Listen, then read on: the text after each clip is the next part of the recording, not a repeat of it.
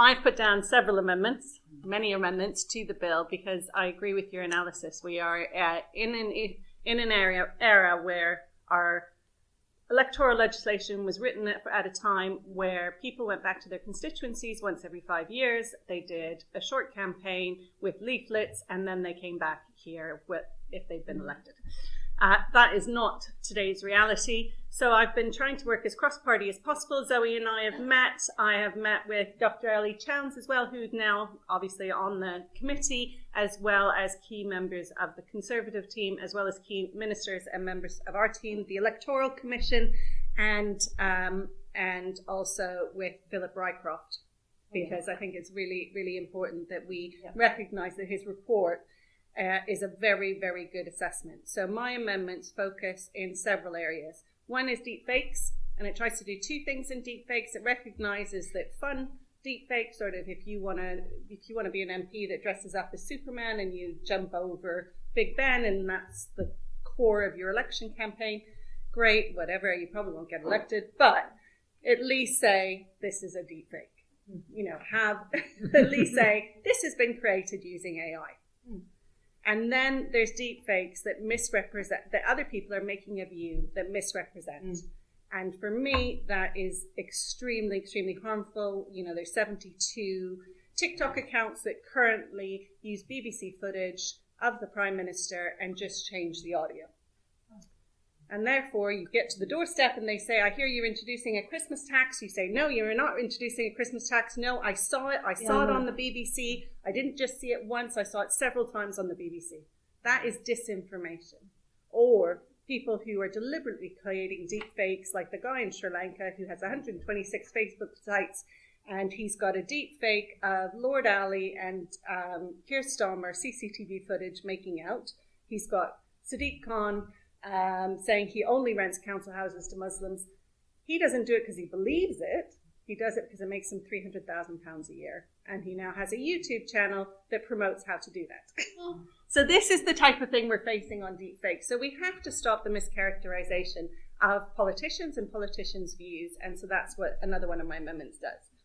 We also need to recognize that it's not just deep fakes that are a problem online, it's algorithmic bias, which we're starting to see really good academic literature on what happened in terms of the platforms in the US. There's some good work coming out of Monash University in Australia around looking at that, very, very technical. Also the use of bots, and whether that's the use and purchase of bots by politicians themselves, because I'm sorry, I'm going to, I don't mind if you repeat this, but there's no way Rupert Lowe has that many followers. They are bots. He has bought them, or he's been given them. That needs to be stopped. We see foreign interference, and we know about the Iranian bots that are all really, really keen on Scotland becoming a sovereign country. They seem to go dead every time the internet goes out in Iran.